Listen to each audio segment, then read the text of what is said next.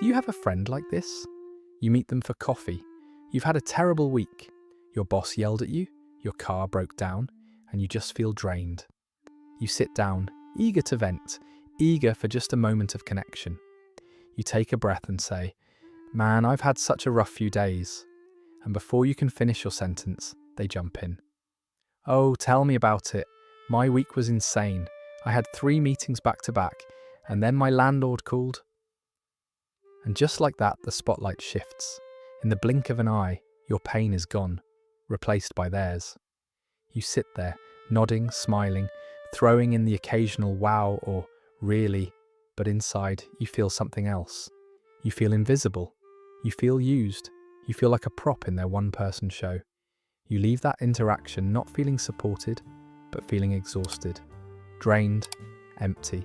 If this sounds familiar, you are dealing with what psychologists call a conversational narcissist. But here is the twist. You probably think they're arrogant. You probably think they're obsessed with themselves. You might even think they don't care about you at all. But psychology suggests something very different. They aren't talking to show off. They are talking to survive. Welcome to the psychology of the people who dominate conversations. Today, we are going to look beneath the mask of confidence to find the void hiding underneath.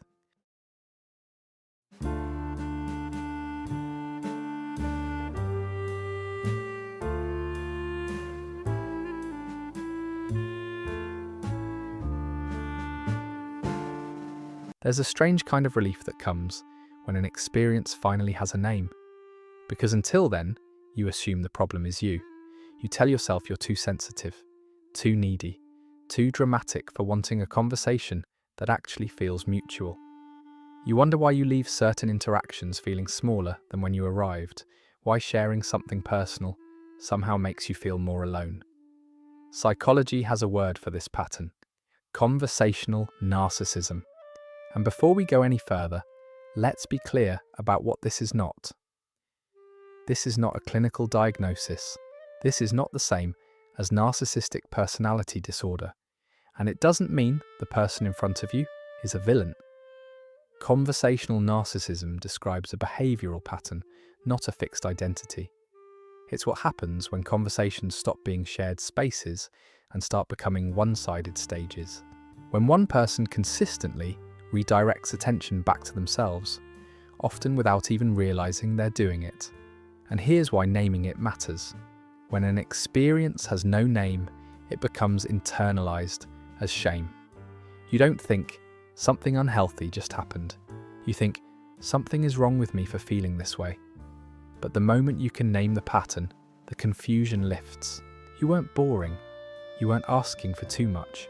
You weren't invisible because you lacked value.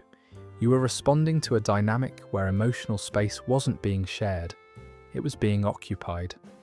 Naming the experience doesn't mean labeling people, it means reclaiming clarity.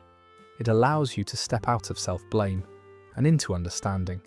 And understanding is the first step towards something powerful. Not confrontation, not distance, but discernment.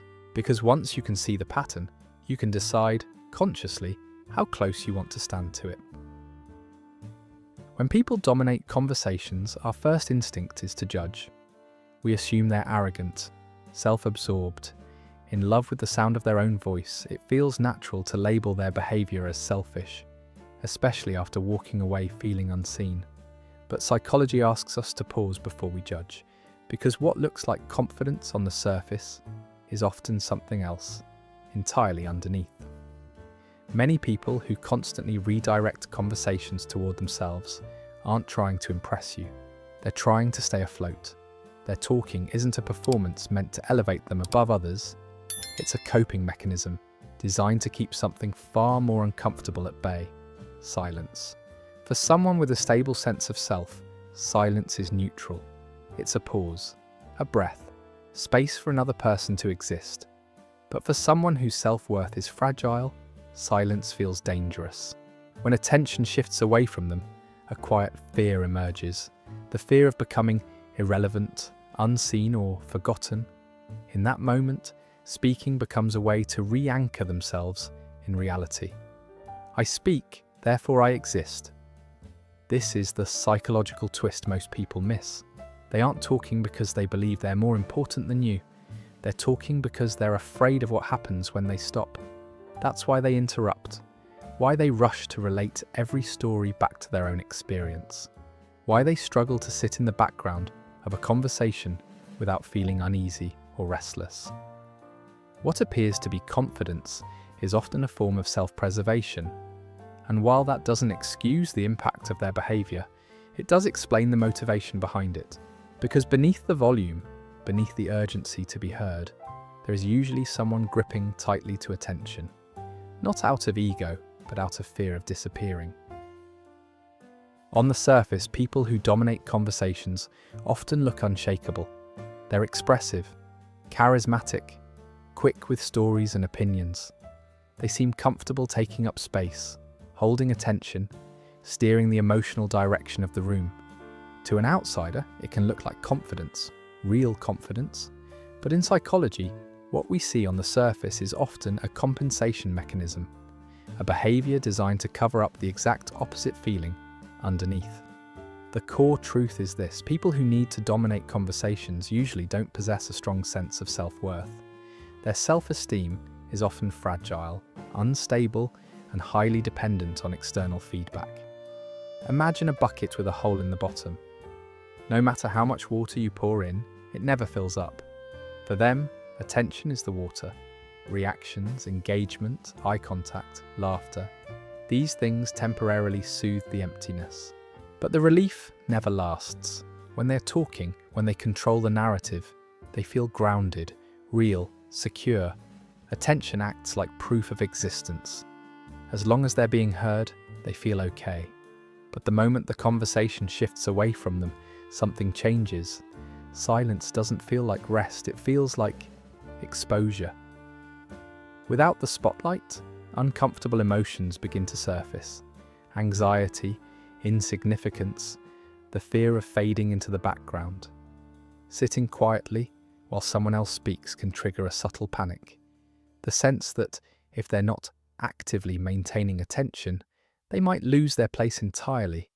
So they fill the space, they interrupt, they redirect, they raise their voice, not to overpower others, but to quiet what's happening inside themselves. This is why loudness is not strength. True confidence can tolerate silence. It doesn't need to rush in to prove itself. It can stay present without being central.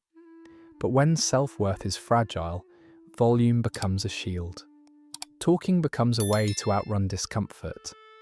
What looks like dominance is often desperation in disguise, a constant effort to stay visible so they don't have to face the fear of feeling invisible at all.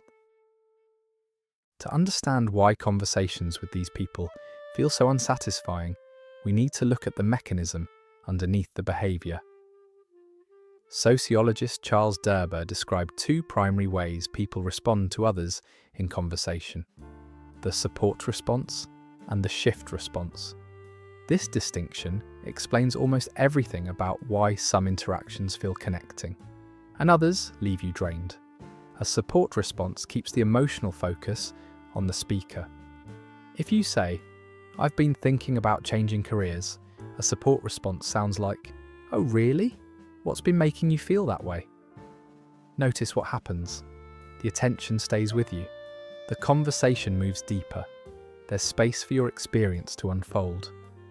A shift response does something very different. You say, "I've been thinking about changing careers," and they reply, "Oh yeah, I changed jobs last year and it was chaos. My boss was impossible and the stress almost broke me." The topic might still be careers, but the focus has quietly moved. The spotlight has shifted back to them. People who dominate conversations rely heavily, often unconsciously, on shift responses. It's reflexive, almost automatic. But here's the part that's rarely discussed. Support responses require something emotionally difficult from them. They require patience. They require surrendering control. They require sitting in someone else's emotional world without becoming the center of it. For someone whose sense of self depends on attention, that position feels unsafe. Staying focused on another person's story, means tolerating a background role, and that can trigger anxiety, restlessness, or the fear of losing relevance, so the shift response becomes a form of emotional self-protection. By redirecting the conversation, they regain stability. They don't have to sit with discomfort. They don't have to disappear into someone else's narrative. This is why conversations with them feel one-sided. Not because they don't hear you, but because hearing you fully requires a kind of emotional security they haven't developed yet. They're not having a conversation. They're maintaining equilibrium, and you're left holding the silence they can't tolerate. One of the most confusing and quietly damaging patterns in these conversations is something psychologists often describe as competitive suffering. It happens when pain stops being shared and starts being compared. You mention you're exhausted, they're more exhausted. You talk about a stressful week. They've had the most stressful week of their life. You open up about heartbreak. They respond with a story so intense it seems designed to eclipse yours entirely. On the surface, it can look like empathy. After all, they're sharing something similar, right? But emotionally, it feels very different. Instead of your experience being met with space, curiosity, or care, it's immediately measured and quietly outmatched. Your pain doesn't land. It gets overwritten. This isn't because they believe your suffering is unimportant. It's because pain for them has become another way to stay visible, another arena where attention can be secured. In these moments, conversation turns into a competition where the unspoken goal is to hold the title of most affected. And the tragedy is this: they often believe they're connecting. In their mind, sharing a bigger story feels like bonding, like saying, "See, I get it." But because they struggle to sit with emotions that aren't their own, they reach for their experience instead of staying with yours. This pattern shows up everywhere: friendships, romantic relationships, even families. Over time, the people around them learn a quiet lesson. Don't go there. Don't share too much. It will just get taken over. When pain becomes a contest, empathy quietly exits the room. And what's left isn't closeness, it's exhaustion, distance, and the feeling that even in your most vulnerable moments, there's no place for you to simply be heard. To understand why someone learns to take over conversations, we have to go back, long before coffee dates and adult friendships, back to childhood. Because patterns like this are rarely random. They are learned. Many people who dominate conversations grew up in environments where emotional attention was scarce. Their parents might have been physically present but emotionally unavailable, distracted, overwhelmed, or absorbed in their own needs. In those homes, being quiet didn't make you well-behaved. It made you invisible. A child would start to notice something subtle but powerful. When they spoke loudly, told stories, or performed in some way, they were noticed. When they stayed quiet with their feelings, sad, scared, confused, no one came. So the child adapted. They learned that emotional space had to be taken, not offered. That if they wanted to be seen, they had to occupy the room. Silence wasn't neutral. Silence meant disappearing. For others, love came with conditions. Praise arrived when they achieved, entertained, or impressed. But vulnerability was dismissed. Don't cry. You're fine. Stop being dramatic. Over time, they learned that who they were wasn't enough. Only what they produced mattered. And then there's the third layer: protection from intimacy. True intimacy requires stillness. It requires letting someone else speak long enough for you to be affected by their emotions. For a child who learned that emotional closeness was unpredictable or unsafe, that kind of vulnerability feels dangerous. So they build a defense, not with walls, but with words. They talk to stay in control. They talk to avoid being questioned. They talk to keep painful silence at bay. What looks like confidence in adulthood is often a survival strategy formed in childhood. A strategy that once protected them, but now quietly isolates them. Because when silence once meant disappearing, learning to stop talking feels like learning how to exist all over again. There's a reason this dynamic doesn't affect everyone equally. Empathetic people tend to feel it the most. If you're someone who listens deeply, who notices emotional shifts, who instinctively makes space for others, you're especially vulnerable to this pattern. Not because you're weak, but because you're responsive. When a conversational narcissist dominates the space, empathetic people naturally compensate. You nod, you affirm, you ask follow-up questions, you hold emotional weight that isn't being shared back. Without realizing it, you become the container for someone else's unmet needs. And the cost is subtle but cumulative. You leave conversations feeling heavy, but you can't quite explain why. You replay the interaction in your head, wondering if you should have spoken up more, shared less, or managed your expectations better. Often, you end up blaming yourself. But the exhaustion doesn't come from caring too much. It comes from caring alone. Empathetic people are skilled at attunement, but attunement without reciprocity becomes emotional labor. Over time, you learn to shrink, to offer less of your inner world because it doesn't feel safe or welcome. This is why the most compassionate people often pull away quietly. Not in anger, not in drama, just in self-preservation. And recognizing this isn't about hardening your heart. It's about understanding that empathy needs balance to survive. Here's the quiet tragedy at the center of this pattern. People who dominate conversations usually crave connection just as deeply as everyone else. They want to be understood, valued, remembered. Their constant talking isn't driven by indifference, it's driven by longing. But the strategy they rely on slowly works against them. Over time, the people around them begin to withdraw. Not loudly, not dramatically. They stop sharing personal stories. They keep conversations light. They cancel plans more often. Eventually, they fade out. What remains is a wide circle of acquaintances, people to grab drinks with, people to chat casually, but very few who truly know them. Very few who feel safe enough to stay present in moments of vulnerability. And this is where the loneliness deepens. They look around and wonder why relationships never seem to last, why others feel distant, why connection always feels just out of reach. Often they experience themselves as the victim of misunderstanding, unaware that the very behavior meant to secure closeness is what pushes intimacy away. They are surrounded by voices, yet emotionally alone. And the most painful part is this: they rarely know how to stop. Because to stop talking would mean facing the silence they learned to fear long ago. So the cycle continues. Connection pursued, intimacy missed, loneliness reinforced, leaving both sides of the conversation quietly unsatisfied.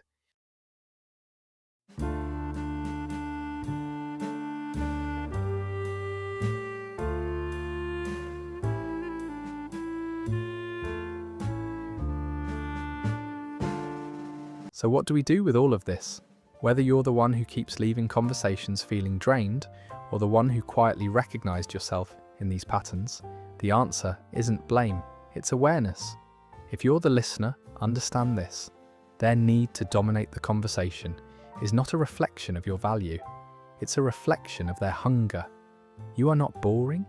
You are not invisible. You are simply asking for mutual presence. And it's okay to set boundaries that sound gentle but firm, like, I really need a moment to finish what I'm saying. If that space can't be respected, that isn't cruelty, it's clarity. And if you see yourself on the other side, take a breath.